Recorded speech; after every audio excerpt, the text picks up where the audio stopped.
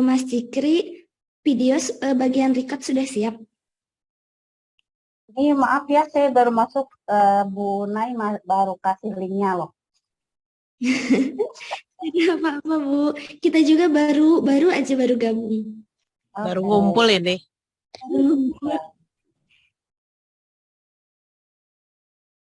Mas Ya, udah recordnya ya? Miss bisa langsung dimulai aja? Silahkan, Lin. Baik, Miss. Bismillahirrahmanirrahim. Assalamualaikum warahmatullahi wabarakatuh. Waalaikumsalam. Waalaikumsalam.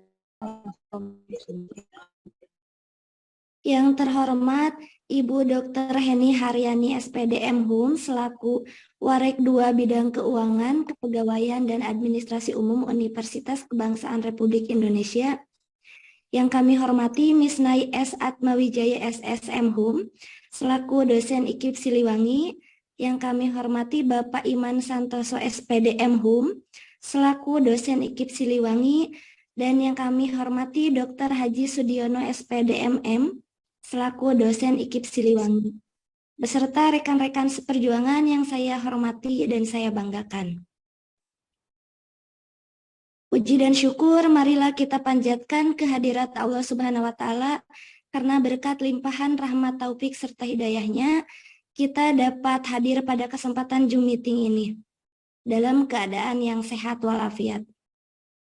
Salawat dan salam semoga selalu tercurah limpah kepada junjungan kita Nabi Muhammad SAW yang menjadi suri tauladan bagi umat manusia. Semoga kita termasuk golongan orang-orang yang mendapat syafaat di yaumul akhir kelak. Dan semoga kita senantiasa selalu bersemangat mendalami luasnya samudra ilmu. Sebelumnya, saya mohon izin untuk memperkenalkan diri terlebih dahulu. Mungkin teman-teman sudah tidak asing ya. Nama saya Linlin Nurlina selaku moderator yang insya Allah akan memandu acara ini sampai dengan selesai. Alhamdulillah beberapa minggu kemarin kami mendapat kabar yang sangat luar biasa dari dosen kita tercinta yaitu Miss Nai, bahwa untuk mata kuliah Human Research akan mengadakan Meet Online Talk Show yang bertema Human Research Management for English Institution Provider Problem and Solution, dengan menghadirkan pembicara yang sangat luar biasa inspiratif.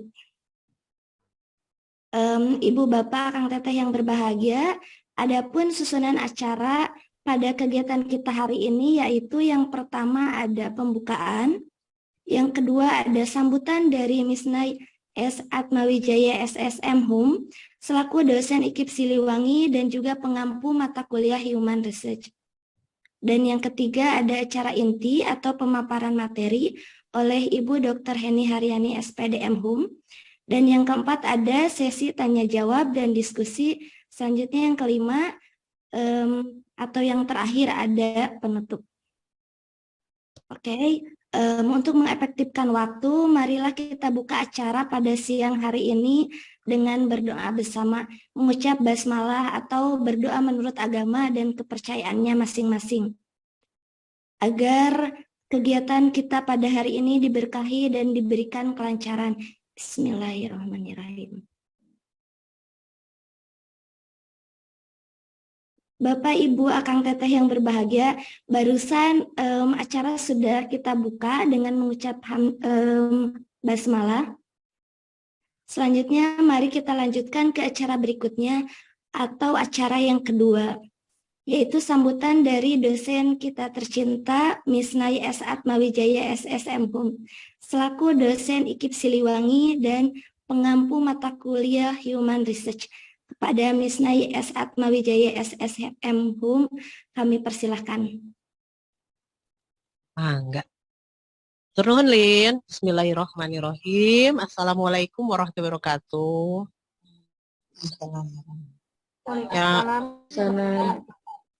Yang kami hormati Ibu Dr. Heni Haryani selaku narasumber utama kita di siang hari ini. Terima kasih Ibu untuk kesediaannya hadir dalam kegiatan kami ini, Bu. Kemudian kolega saya, Pak Iman Santoso. Selamat datang, Pak Iman.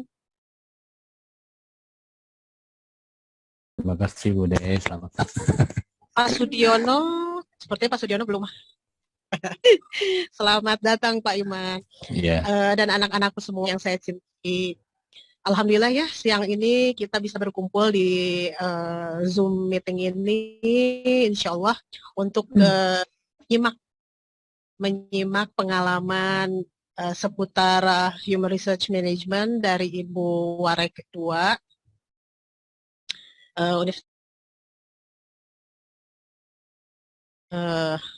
saya yakin kan banyak ilmu yang bisa kita serap dari beliau, dari pengalaman beliau selaku Warek. Untuk mempersingkat waktu, mungkin untuk mengefektifkan waktu bisa kita mulai saja mungkin ya sesi diskusi kita hari ini. Mangga untuk Ibu Dr. Heni Haryani, mangga. Baik, terima kasih Bu Nay. Bismillahirrahmanirrahim. Assalamualaikum warahmatullahi wabarakatuh. Waalaikumsalam. Sebelumnya saya ucapkan terima kasih ke Bu Nay. Sebenarnya agak ini juga ya, saya sama Bu Nay itu dekat. Jadi kalau formula begini tuh asa ada yang hilang gitu. Tapi kita free ya, maksudnya tidak terlalu kaku ya. Kita tidak seperti kuliah Bu Nay, atau Bu Nay itu galak nggak ya gitu. Oke, terima kasih atas undangannya. Saya terima undangan yang langsung dengan ya. Terima kasih kesempatannya untuk berbagi cerita di sini. Juga yang saya hormati dan Pak Dr. Sudiono ya yang mungkin belum hadir, dan para mahasiswa dan mahasiswi ini yang mata kuliah Human Resource Management ya dengan Bu Nay. Baik, kalau tadi Lin sampaikan akan mendengar pemaparan dari saya sudah sebelumnya bicara dulu dengan Bu. Nih, saya perlu siapkan PowerPoint nggak? Gitu. Nggak usah, mau dengar cerita aja. Boleh, ayo cerita. Tapi mungkin kalau secara teori Human Resource Management itu banyak dipelajari bagian manajemen ya. Tapi saya juga tadi tanya, namanya di bahasa Inggris ada ya untuk tentang Human Resource? Oh ada, kebetulan pengakunya juga keren ya. Kalau di tempat Ibu ngajar, mungkin tempat Ibu kerja sekarang, adanya kewirausahaan. Kalau untuk MKDU. Wow, anyway, di sini kan mungkin mau mendengar cerita atau pengalaman ya tentang Human Resource Management. Pada intinya mungkin kalau secara teori sudah disampaikan sama Bu Nay, terus juga sama Dr. Sudiono atau siapapun dosen di sana yang berhubungan dengan manajemen atau Human Resource Management. Pada intinya sesuai dengan namanya, Human Resource Management adalah yang memanage karyawan atau dari suatu institusi atau corporate ya.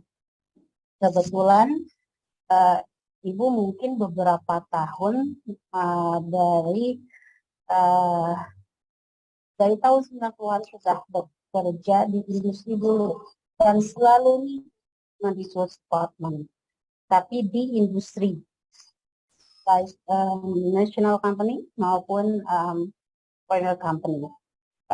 Terakhir di industri itu di perusahaan Jepang, pernah di perusahaan Meksiko, di perusahaan Malaysia, dan sekarang kebetulan diamanati juga di bidang 2 ini. Kebangsaan kita ini adalah di bidang kepegawaian salah satunya atau SCM. Maaf ya, ini lagi batuk. Tadi sudah izin sama Bu Nay. Gimana nih lagi batuk? Nggak apa-apa katanya. Oke, tentunya di sini judulnya ini kan kita ingin tahu pasti apa problem atau challenge di human resource ini dan bagaimana solusinya. Yang Ibu rasa sekarang dari dulu lah ya, mau di industri ataupun di pendidikan sekarang tentunya sama ya, bagaimana manage orang itu banyaknya, bukan banyak ya, sebagian tuh yang menjadi masalah jika kita tidak salah satunya kan tugas-tugas orang HR itu adalah rekrutmen. Nah, ketika rekrutmen kita tidak sesuai, maksudnya the right man on the right place, kita akan berproblem. Mulai dari kualitas dari pekerja, karena kan harusnya sih berhubungan dengan keilmuan, apalagi sejalan kita di pendidikan. Di pendidikan mungkin kalau para dosen tuh pasti tahu karena ada aturan yang harus linier, karena di kependidikan ini harus jenjang karir itu harus sesuai dengan keilmuannya. Nah, kalau tidak maka dia akan mentok karena sementara tugas kita sebagai HR atau di bagian kepegawaian atau human resource SDM adalah memastikan para pegawai kita, terutama dosen, mereka harus berkembang karirnya.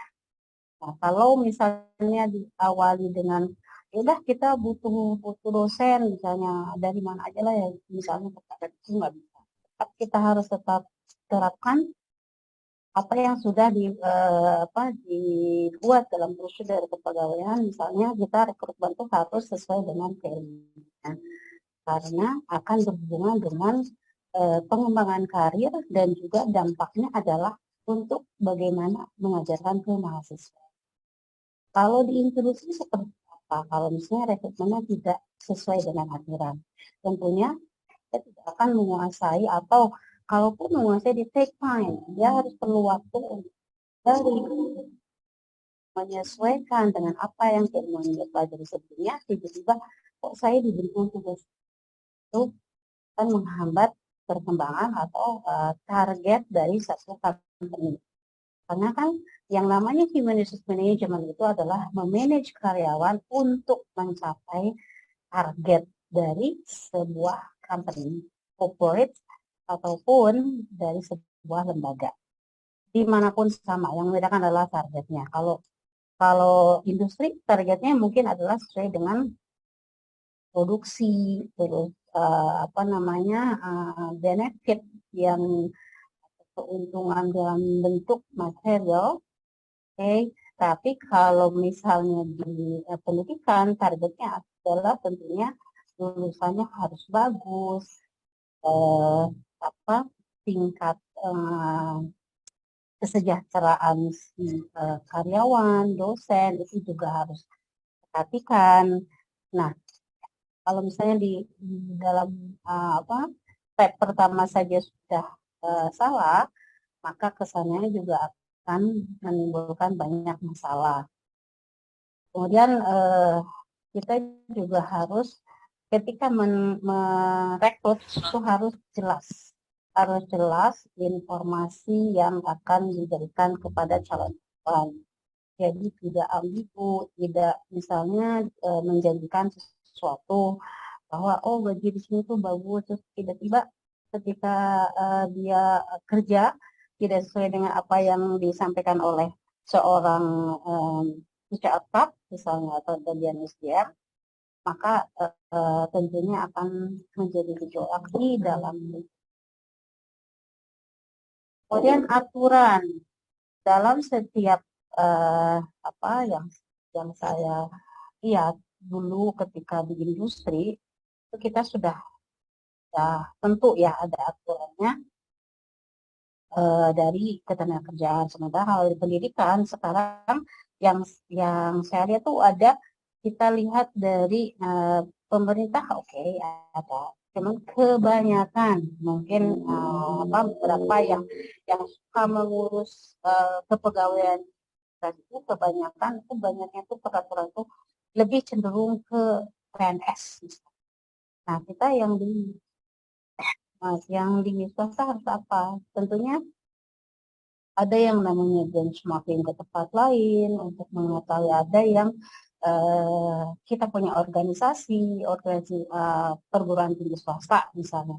Nah, di situ biasanya para pimpinan, terutama yang di bidang SDM, itu mendiskusikan bagaimana aturan-aturan yang berhubungan dengan perguruan tinggi swasta apapun itu, ya. Yang karena misalnya si pimpinan itu tentang SDM, maka dia akan bagaimana prosedur atau aturan yang akan kita berikan kepada para karyawannya, atau yang kalau diberikan adanya dosen dan juga para pendidik. Kemudian juga hal lainnya yang menjadi tantangan atau problem di HR adalah tentang tadi berhubungan dengan segala kebijakan. Itu tentunya harus jelas, karena kebijakan yang sumber daya manusia ini bukan hanya misalnya tentang rekrutmen atau syarat-syarat untuk melamar atau menerima seorang pegawai atau dosen atau apapun, tapi juga kita harus kebijakan itu memadai untuk bagaimana kalau kita sudah menerima si pegawai, apa yang akan dilakukan, terus batasannya apa, dan semuanya harus jelas, kan? Kemudian penilaian terhadap karyawan itu harus selalu dilakukan. Nah, karena harus ada penilaian, tentunya mungkin kalau di bisnis pendidikan di tempat saya sekarang, itu tentunya bukan hanya di SDM-nya saja, tapi kita meminta semua Kapolri untuk membuat penilaian terhadap dosen dan juga pendik di lingkungan yang masing-masing. Jadi, tetapi itu juga tetap harus mengikuti aturan yang sudah kita tentukan, apa saja sih yang dinilainya, dan itu harus sangat-sangat menilai itu karena kedekatan, atau misalnya karena dosen ini bawaan Kapolri sendiri, karena banyak juga sih di tempat-tempat prodi tertentu, misalnya ada temannya yang mau ikut masuk jadi dosen, sehingga kedekatan itu sangat harus hindari gitu. Harusnya kita menilai secara objektif. Nah, kemudian kalau masalah lainnya adalah tentang bagaimana kalau yang karyawan atau dosen atau siapapun yang berbuat atau menimbulkan masalah, atau yang harus di PHK misalnya. Nah, tentunya itu adalah keputusan yang sangat harus kita pertimbangkan baik-baik. Selain aturan yang tertulis, biasanya itu ada perlu pertimbangan lain yang memang tidak sembarangan menentukan masalah pemutusan hubungan. Dan kalau di industri itu, kalau yang saya rasa ya, kalau saya bandingkan dulu itu aturannya tuh udah pasti, ikut ada aturan ketenagakerjaan, dan kalau misalnya yang fatal itu ada yang namanya PHK, tapi lewat ada SPMI kan yang membela, yang apa, dan kita bisa panggil ketuanya. Biasanya kalau dulu ya, kita diskusi dengan SPMI. Ini ada salah satu karyawan yang misalnya merugikan perusahaan, atau bahkan dulu pernah ada kasus pencurian dan lain-lain. Nah, banyak sekali sebenarnya yang kalau kalau disebutkan secara detail apa yang saya alami, apa yang saya dapat ketika dulu di industri maupun kalau sekarang mungkin karena sedang dijalani, masih apa namanya, apa yang terjadi itu masih saya bisa sampaikan gitu ya. Kalau yang industri juga banyak sekarang, dulu belasan tahun saya di industri dan alhamdulillah sih, dan pernah di demo karyawan, pernah dicegat karyawan karena ketidakpuasan, pernah dicegat karena ada yang tidak lulus seleksi. Banyak cerita yang mungkin kalau diceritakan tuh ngeri ya, sampai dicegat dan bolok kayak gitu. Tapi itulah human resource department tuh harus siap mental. Mungkin itu ya kalau yang saya bisa sampaikan, kalau pengalaman yang saya dapat. Nanti mungkin ketika tanya jawab, insya Allah saya bisa lebih. Terima kasih Bu Nay. Terima kasih anak-anakku.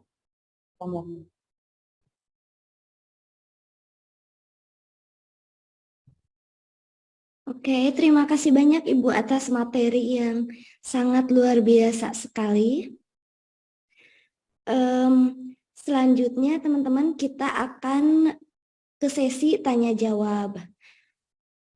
Untuk sesi tanya jawab ini, sebelum teman-teman bertanya, dipersilahkan untuk menyebutkan identitas atau nama terlebih dahulu ya. Untuk pertanyaan boleh secara langsung ataupun melalui chatbox. Mangga bagi teman-teman yang ingin bertanya dipersilahkan. Izin boleh bertanya kali? Boleh, Mangga. Oke, maaf sebelumnya. Izin bertanya, apakah manajemen human resource itu dipengaruhi oleh budaya yang berlaku di daerah masing-masing? Jika memang berpengaruh, apa dampak yang akan ditimpa oleh budaya tersebut? Terima kasih. Ya, terima kasih Kang Taufik atas pertanyaannya. Ibu punten, ini pertanyaannya mau satu-satu langsung dijawab atau kita kolektif dulu menjadi 3 pertanyaan? Boleh dikolektif aja. Baik, terima kasih banyak Bu. Oke, selanjutnya barangkali teman-teman ada yang mau bertanya lagi. Soalnya Bu, tadi saya melihat teman-teman sangat sangat bersemangat dikarenakan materi ini menurut saya ini sangat menarik sekali ya, dikarenakan mungkin nanti jikalau insya Allah tahun depan jikalau kita sudah lulus, jadi kita bisa tahu bagaimana cara-caranya biar masuk pekerjaan, biar masuk sesuai kualifikasi, mungkin seperti itu. Mungkin teman-teman jika ada yang mau bertanya dipersilahkan.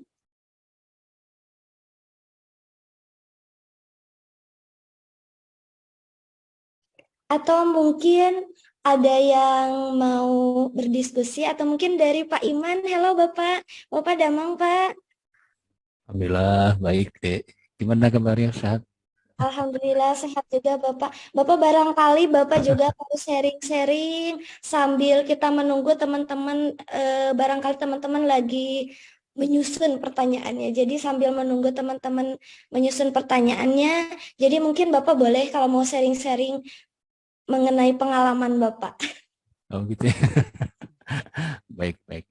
Ya ini hanya sekedar sharing saja ya. Jadi kalau dikatakan pengalaman yang luar biasa sih tidak, karena tadi juga ketika saya mendengarkan Bu Heni, ya malu juga gitu kan, beliau pengalaman sudah kemana-mana ya Bu Heni. Alhamdulillah. Soalnya saya dulu kuliahnya sambil kerja Pak, jadi gitu? Ya sebenarnya keras gitu loh. Ya mungkin mudah-mudahan jadi motivasi untuk anak-anak bahwa kemauan sih. Oh, itu lip ISIS ya? Iya, iya. Kira itu hilang gotong. Iya, ini mungkin teman-teman yang belum di-unmute suaranya mungkin diinikan dulu bisa. Teman-teman, punten tolong dicek dulu ya, di mute dulu. Ya, baik sedikit sharing saja mungkin ya dari pengalaman yang pernah saya miliki. Memang kemarin memang juga sebelum saya terjun menjadi sebagai dosen ya ada sedikitlah pengalaman saya. Memang juga saya pernah bekerja ya di perusahaan kontraktor, pernah ya, jadi di salah satu di Jakarta ya, tempatnya di Wijaya Karya ya. Jadi di sana saya sebagai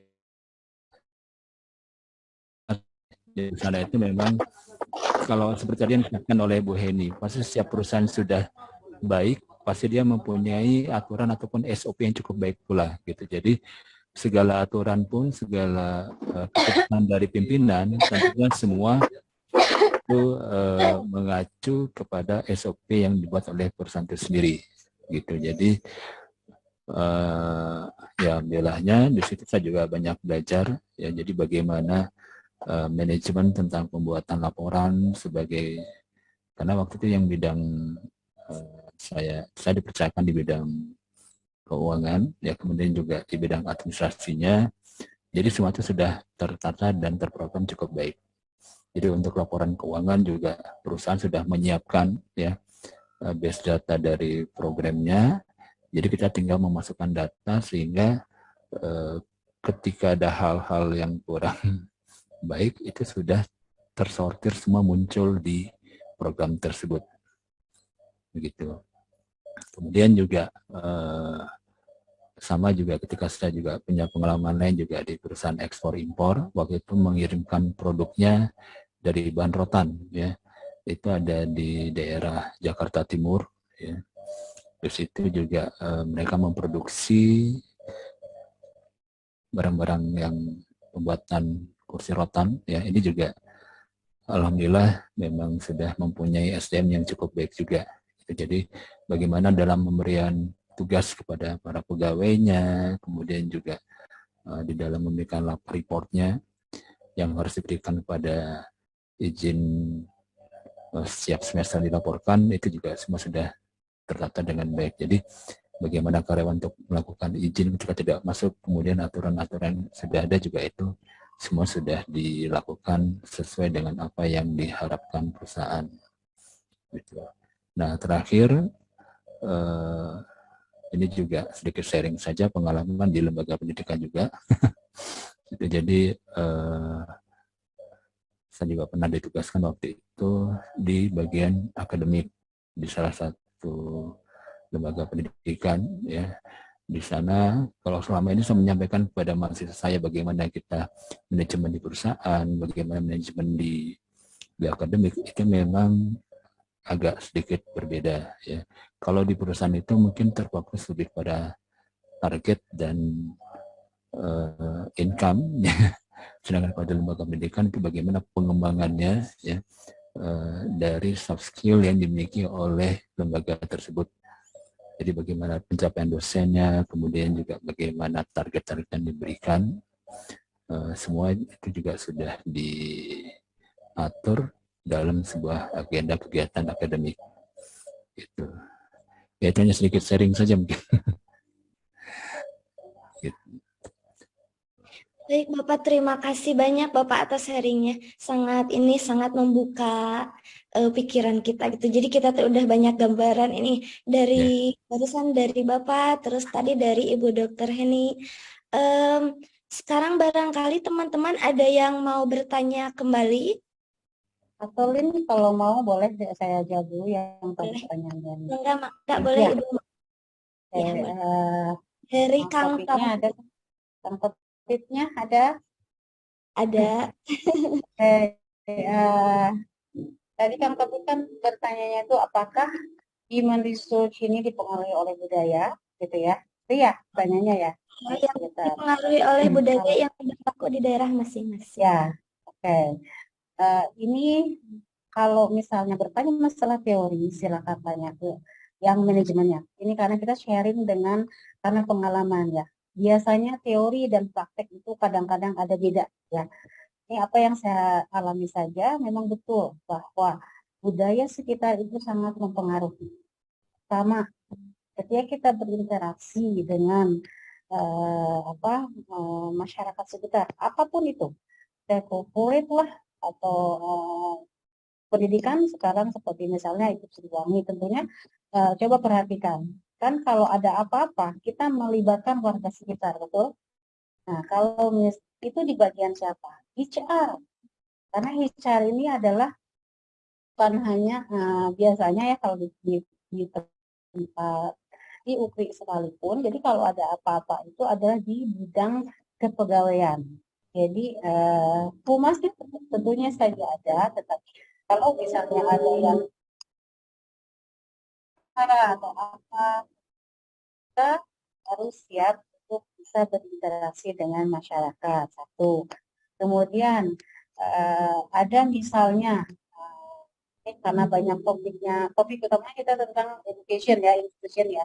Jadi kalau misalnya dosen selalu orang Bandung, ya kan? Pasti ada dosen dari, let's say dari Medan, dari mana. Mereka harus bisa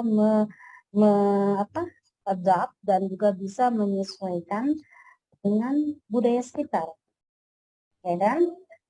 Tidak bisa misalnya ketika kita pindah ke satu tempat, bekerja di satu tempat, kita pahami, harus kita hormati, karena kita ini adalah kalau misalnya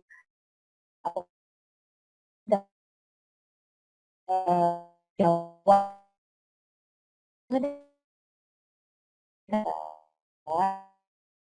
kan ada apa yang gap dan tidak bisa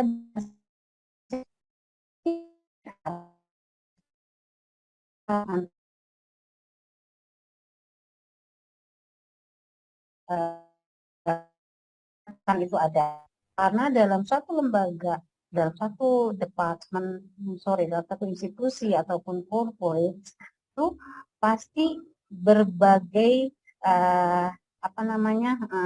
daerah tuh ada, apalagi corporate ya, industri. Saya dulu bekerja bukan hanya orang Indonesia, tentunya karena perusahaan asing kan banyak orang-orang asing, dan itu pernah terjadi misunderstanding karena budaya. Saya cerita saja ya, ini karena salah satu contoh kita harus belajar itu kan dari contoh yang ada, dari yang pernah terjadi gitu. Nah, ini saya pernah di perusahaan waktu itu joint ventures Indonesia, Malaysia, Thailand. Nah, terus ada satu supervisor, manajer produksinya itu dari India. Jadi India yang hitam ya gitu loh, bukan rasis, tapi memang itu kan ada dua ya. Nah, itu cara bicaranya itu keras kan, keras dan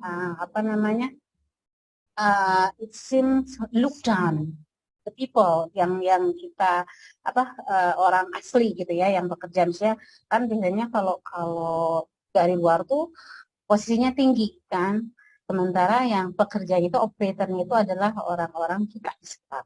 Ketika dia menyuruh, maksud dia sih tidak marah, tapi karena nadanya tinggi, jadi dianggapnya marah.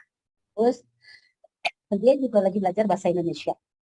Jadi mungkin bahasa Indonesianya yang tidak baku atau sedikit kasar. Mungkin kalau orang linguistik itu ya, mungkin Bu Nay, nanya Bu Nay ya. Kalau ngobrol itu dengan yang sesama tahu, ngomong kasar juga karena kedekatan itu tidak jadi masalah, bukan?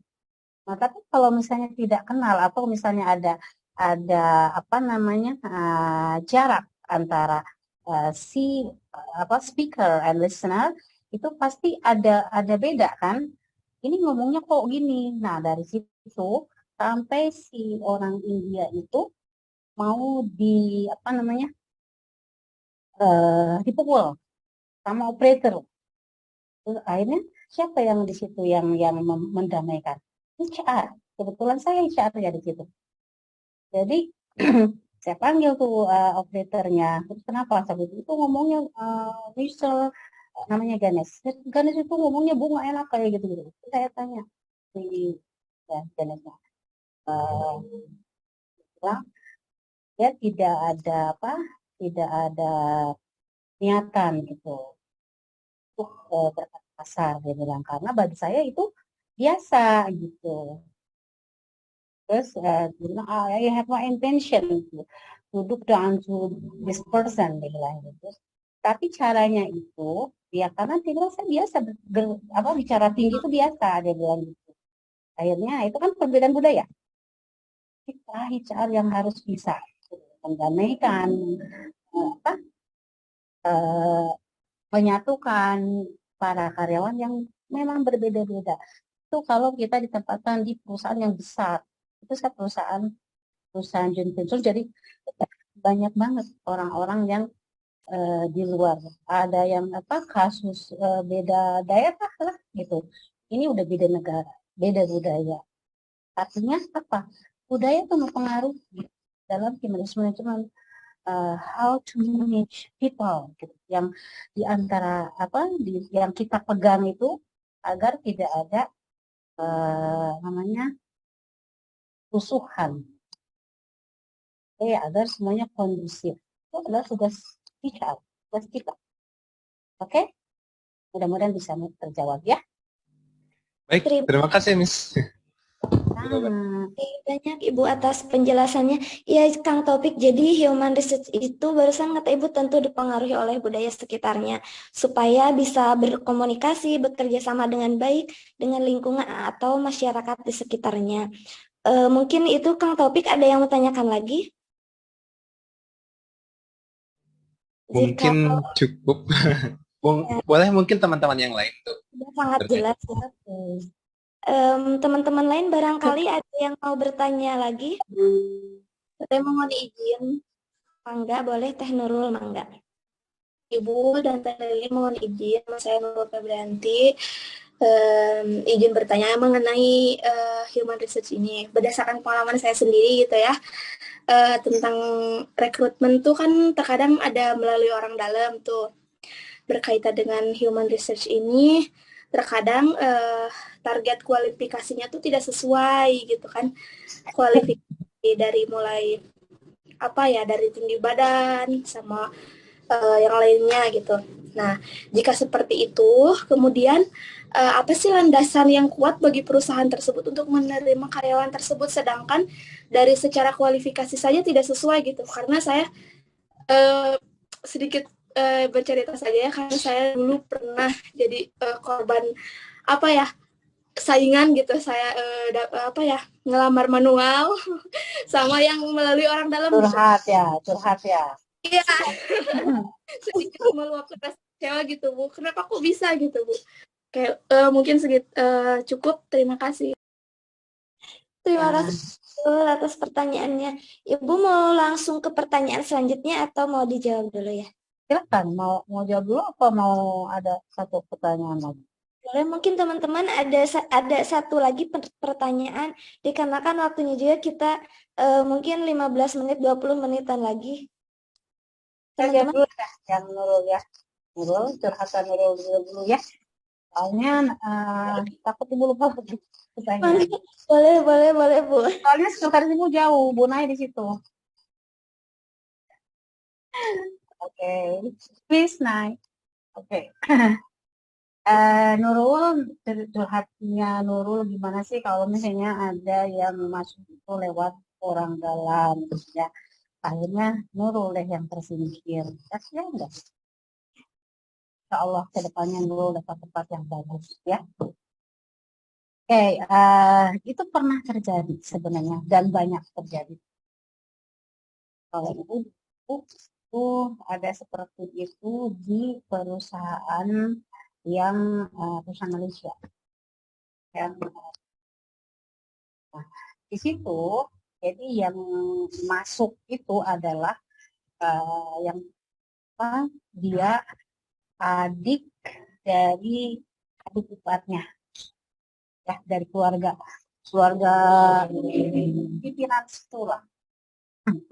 Kalau yang ibu lakukan waktu itu, ibu tetap bilang sama pimpinan, anak ini tidak masuk. Satu hal gini, tadi yang kriteria atau persyaratan itu setiap perusahaan atau setiap lembaga itu beda-beda ya. Dan untuk apa? Kalau tadi sampai tinggi badan, kan kalau untuk jadi dosen mah tidak diukur tinggi badan, yang penting pinter, ya kan, menguasai ilmunya gitu loh. Sekarang tinggi, semampai, cantik, kalau tidak bisa, mana kasihan dong mahasiswanya. Tapi ya dosen juga harus rapi, harus tampil elegan, karena nanti mahasiswanya kalau awut-awutan enak lah lihatnya. Ya ya. Oke, oke, balik lagi tadi. Nah, kalau di tempat dulu ada pimpinan, kan bawa itu apa namanya hasil tesnya segala macam gitu kan. Terus sampaikan ini anak ini tidak lolos. Kenapa? Karena nilai kan kita suka ada apa tes masuk dulu ya. Nah, dari tesnya tuh dari mulai yang mudah sampai yang sulit gitu loh. Dari tes yang mudah saja dia sudah tidak lulus. Itu satu. Terus dibilang nggak apa-apa, itu tanggung jawab saya. Oke, jadi lanjut terus. Setelah itu kan tes kesehatan. Di tes kesehatan pun tidak lulus. Nah, dari situ bilang kalau tes yang apa namanya tes tertulis internal gitu dan di apa di pimpinan ini ditanggung jawab. Tapi kalau tes kesehatan itu yang punya otoritas itu kan dokter yang menentukan dia diterima atau tidak. Apakah kita bisa melanggar apa berarti kita tidak menghargai ilmuwan bidang kesehatan. Nah, dan itu satu. Keduanya kita bawa itu apa namanya aturan. Jadi di aturan juga seperti paling tidak orang yang mau membawa apa orang orang dalam yang membawa keluarganya atau apa kalau tidak sesuai kalau sudah disampaikan oleh kita seperti caranya dia akan malu. Akhirnya pada saat itu sih kalau yang kasus yang tepat ibu out tidak bisa. Jadi di sini bicara harus kuat. Kita sebagai ya namanya kan saya ditugasi untuk memanage. Bagaimana saya bisa manage kalau dari bapak ini tidak memberikan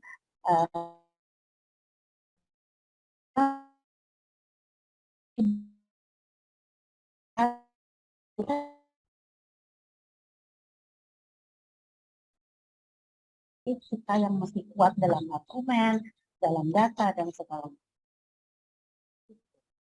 Terus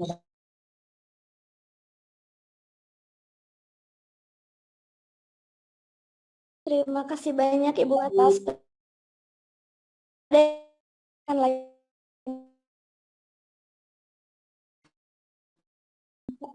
Ibu boleh saya bertanya? Saya juga penasaran dari tadi lihat teman-teman nanya teh. boleh Lin. Ya, ini ada sedikit pertanyaan. Kan di setiap suatu perusahaan itu atau suatu organisasi punya target dari HRM-nya. Nah, bagaimana jika target tersebut itu tidak tercapai? Oke, saja. Ya, sudah jelas tidak ya Bu pertanyaannya? Soalnya saya ini tuh buru-buru bikin pertanyaannya. Gak apa-apa, berarti kan betul bahwa setiap itu kita punya target. Nah, sekarang target misal ya, kalau biasanya sih kalau apa di industri sama di education institution itu pasti beda ya. Nah, kalau misalnya sekarang kebetulan misalnya Ibu sedang di education institution, jadi target dari SDM ini, target dari ini adalah misal bahwa di tahun depan para dosen itu harus lulus misalnya Serdov orang misalnya, atau para dosen itu harus ikut pekerti semua misalnya, target misalnya paling tidak misalnya 72% dari 100% dosen itu harus harus punya sertifikat pekerti misalnya. Nah, bagaimana caranya? Kalau tidak tercapai bagaimana? Nah, kita kalau di tempat saya nih yang kemarin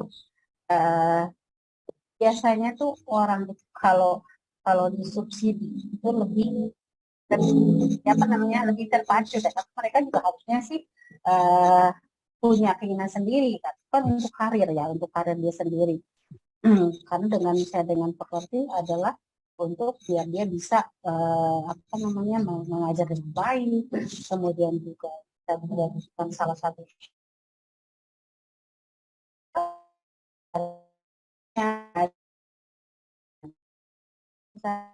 kita analyze, kita review kenapa ini bisa begitu. Kemarin itu kebanyakan misalnya pada bertanya ada mengharapkan dukungan dari kita, dari lembaga. Nah, alhamdulillah waktu itu Pak Rektornya langsung memberikan pada dosen yang ikut pelatihan tertentu. Ini dari itu subsidi pelatihan, dan alhamdulillah sekarang sudah banyak. Jadi ada beberapa lebih dari yang kita targetkan malah. Jadi mereka tuh pada antusias. Apapun sebenarnya caranya untuk mengejar target itu tentunya adalah bagian human research ini yang harus menganalisis dan harus mencari solusi dan harus mencari tahu kenapa. Kita sudah tahu reasonnya, kita bisa sampaikan pada pimpinan bagaimana kalau misalnya kita ada subsidi lah atau apapun lah untuk solusinya dari hasil kesepakatan atau meeting bersama. Itu Lin ya. Baik, terima kasih banyak atas penjelasannya, sudah sangat jelas ya. Teman-teman barangkali ada yang mau bertanya lagi, mungkin ada satu pertanyaan lagi, boleh kalau mau. Kalau tidak ada yang bertanya lagi enggak ya? Oke, kalau tidak ada yang bertanya, ini ada Pak Sudiono. Hello Bapak, apa kabar Pak? Oke, alhamdulillah sehat. Ya. Salam Ibu. Assalamualaikum Ya, Bapak. Waalaikumsalam. Saya baru sempat gabung Bu, ada keperluan keluarga dulu Bu Oh yang iya, bisa ditinggal. nggak apa-apa, Mohon ini maaf sekali. hari libur kok. Ini saya karena Nai dan anak-anak Siwangi aja saya di sini. Iya, nggak apa. Mohon maaf Bu sekali lagi. Nggak apa-apa Bapak. Ya. Terima kasih. Apa Neng Lin? Mohon maaf Bu ya ini. Maksudkan apa Neng Lin? Kan barangkali Bapak mau menyampaikan pengalaman Bapak ataupun mungkin menyampaikan semacam tinjauan sekilas antara teori manajemen dengan praktek HR di institusi pendidikan mungkin Pak. Oke, boleh. Terima Sedikit kasih. ya, mohon maaf Ibu, izin Bu. Oh iya Bapak. Iya, sharing. Oke ya, Bapak melihatnya langsung aja ya, karena waktu Bapak melihatnya dari sudut pandang teori sistem aja ya. Jadi dalam teori sistem itu ada input, ada proses, dan ada output. Nah, kalau teori atau teori sistem ini kita implementasikan ke dalam MSDM, itu tentunya sangat mungkin. Ya. Cuma perbedaan dari MSDM untuk produksi atau industri itu sangat berbeda dengan pengelolaan sumber daya manusia untuk ke dunia pendidikan. Nah, kalau di industri itu inputnya pasti barang, ya. Kemudian diproses di pabrik, di perusahaan dan lain sebagainya, maka menghasilkan output produk berupa barang juga. Tapi kalau dilihat atau diimplementasikan ke organisasi atau lembaga pendidikan, berarti inputnya itu bukan barang, tapi manusia. Manusia. Misal contoh kalau Anda mahasiswa mau masuk ke perguruan tinggi, berarti inputnya Anda lulusan SLA, SMK, dan lain sebagainya sederajat. Diproses di perguruan tinggi, maka menghasilkan output lulusan. Nah, S1. Ya. Nah, ini produk yang dihasilkan itu sebetulnya bukan barang kayak di perusahaan tadi prosesnya, tapi berupa jasa ya. Jasa yang Anda terima, prosesnya itu ya, Anda menghasilkan apa soft skill sama hard skill, ditambah mungkin detail ya, dapat S1 begitu kan ya, dapat SPD, nah seperti itu. Itu kalau kita lihat dari pendekatan apa namanya, pendekatan teori sistem. Tapi kalau dilihat dari unsur dan apa namanya, unsur dan fungsi, itu MSDM itu bisa dibedakan ya. Kalau fungsi ya itu sebelah kanannya. Fungsi itu adalah yang diatur. Tapi kalau fungsi itu adalah yang mengatur, kalau unsur itu yang diatur. Ya, dalam manajemen yang diatur atau langkahnya itu ya, fungsinya itu ada kita kenal POAC ya, planning, organizing, actuating, dan controlling. Nah, itu yang mengatur. Sedangkan yang diatur tadi itu adalah unsurnya. Unsurnya itu apa? Itu biasa dikenal dengan 5M kan? Kita masih ingat. Man, money, material, method, market, dan ya 5M ya. Tapi dalam konteks manajemen sumber daya manusia, dalam institusi lembaga penyelenggara bahasa Inggris, kita hanya mengatur satu unsur saja, yaitu man-nya saja. Nah, kalau di bagian-bagian yang Bapak pernah rasakan di sekolah tinggi STI Pasundan seperti itu kan, yang jurusan manajemennya itu apa namanya, unsur yang dibahasnya semua. Kita merencanakan orangnya, kita merencanakan uang, barang, dan sebagainya. Jadi 5M itu betul-betul kita kelola. Tapi kalau di sini MSDM untuk lembaga pendidikan, mungkin kita hanya memplanning, mengorganizing, mengactuating, dan mengkontrol sumber daya manusia saja, sesuai dengan judul perkuliahan. Mungkin itu sedikit yang bisa Bapak sampaikan. Mohon maaf kepada Ibu Heni, Bu. Ya, minta koreksinya apabila ada kesalahan. Nah, itu yang sepanjang tahu Bapak ya, perbedaan antara penerapan atau implementasi MSDM di lembaga pendidikan yang menghasilkan produk jasa dengan yang produk barang. Baik, terima kasih. Mungkin di lain waktu kita bisa bertemu lagi, Ibu ya. Mohon maaf atas keterlambatan dan ya kekurangan Bapak mungkin ya. Terakhir Bapak ucapkan Assalamualaikum warahmatullahi wabarakatuh. Waalaikumsalam warahmatullahi wabarakatuh. Terima kasih banyak Pak atas sharing dan ilmunya. Ya, sama-sama. Mungkin sekarang boleh ke ini dulu. Teh Niar boleh tolong ditampilkan untuk sertifikat Ibu.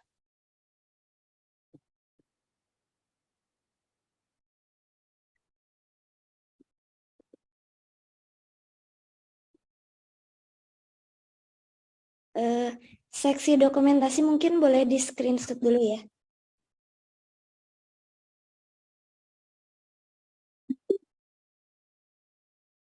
Terima kasih ya untuk kerjaannya. Sudah Teh Niar. Sama-sama Ibu. Ya Bapak tadi juga saya sampaikan kalau untuk teori pasti Pak lebih tahu. Saya bilang kayak cerita aja deh apa yang Iya Bu. apa yang saya alami. Mohon maaf Bu, karena memang mereka bukan jurusannya sebetulnya Bu ya. Ya, saya Jadi bertanya tanggung. justru ke Betul. Bu Na ya, dan saya dengan Bu Na itu sama-sama di Unpad. Betul Bu. Ini beneran ini apa pendidikan bahasa Inggris tapi ada Human Resource Management. Iya. Ya alhamdulillah ya. KRM ini. Ya Saya juga baru tahu gitu kalau tidak apa-apa kan namanya kita belajarnya bahasa Inggris. Saya juga sama, background saya itu dari bahasa Inggris, tapi kayak kerjaan saya Human Resource Management dari belasan tahun saya di HR Department. Betul ya. Perusahaan asing. Betul, sekarang di Upris pun saya pegang bidang 2. Iya, Bu. SDM juga salah satunya. Betul. Jadi berbeda dengan background keilmuan saya gitu. Sama Bu, sebetulnya saya juga beda Bu. S1 dulu teknik manajemen industri.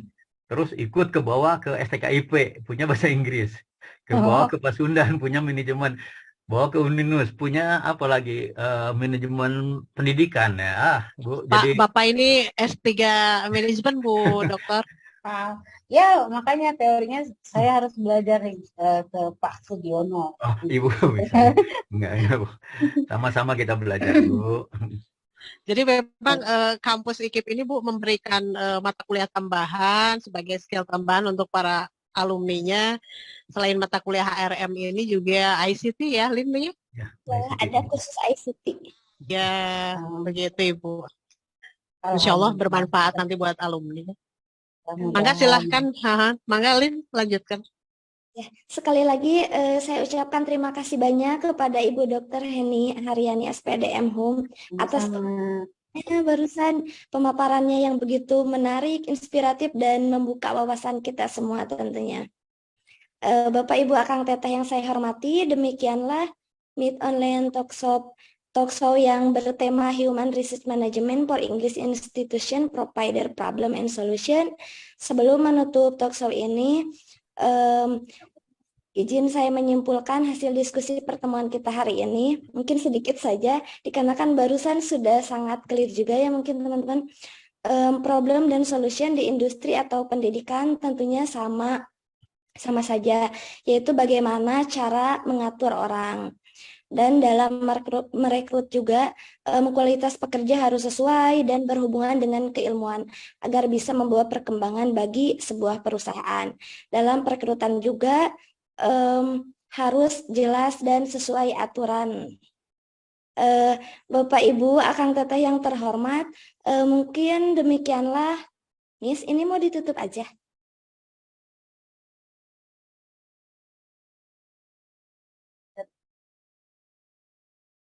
Mungkin ada yang mau disampaikan yang informasi terkait narasumber. Hapunten, Bu Dokter, seharusnya ini di awal. Mangga Lin. Iya Ibu, terima kasih banyak Ibu Dr. Heni. Ya Bapak Ibu Akang Teteh yang terhormat, demikianlah Meet Online Talkshow kita pada hari ini. Saya ucapkan terima kasih kepada Ibu pemateri dan juga seluruh peserta di sore ini. Mohon maaf jika masih banyak kekurangan, mohon maaf ya Bu, dikarenakan saya baru pertama kali jadi moderator. Apa udah bagus, Lin? Masih belajar Ibu. Mungkin kita akhiri saja Meet Online Talkshow ini dengan membaca hamdalah atau doa tutup sesuai agama dan kepercayaan masing-masing. Alhamdulillahirabbil alamin. Akhir kata, wassalamualaikum warahmatullahi wabarakatuh. Ibu terima kasih banyak atas materi. Sama-sama, mudah-mudahan bermanfaat ya. Atur nuhun Bu Dokter paparannya. Terima kasih Bu Heni. Sama-sama Pak Iman. Kita agak asa Bu ya. Enggak Pak, Gitu. terima kasih. Dari Unpad juga ya? Wakili Bu Nai, Bu. Sama Pak Imam. Pak Iman Bu, Iman Santoso. Iya, suka malu-malu katanya. Ya udah, Bapak sampaikan. Ya, mohon maaf dan jangan Dulu bosan. dengan Pak Iman tuh waktu dengan Prof. Budi ya Pak Iman ya sering ke Prof. Budi kalau nggak salah. Iya, Prof. betul. Dudi ya almarhum ya. Iya, almarhum Prof. Dudi benar. Baik, terima kasih saya undur diri ya. Ya, Assalamualaikum terima kasih Bu. Terima kasih. Terima kasih banyak Ibu Dokter. Sama-sama. Yes, terima kasih Lanjut banyak. ya. Ya. Terima kasih banyak kasih, semua. Bu Dr. Heni. Mangga silahkan lanjutkan. Lin, makasih Lin. Mangga Miss, mangga sawalerna.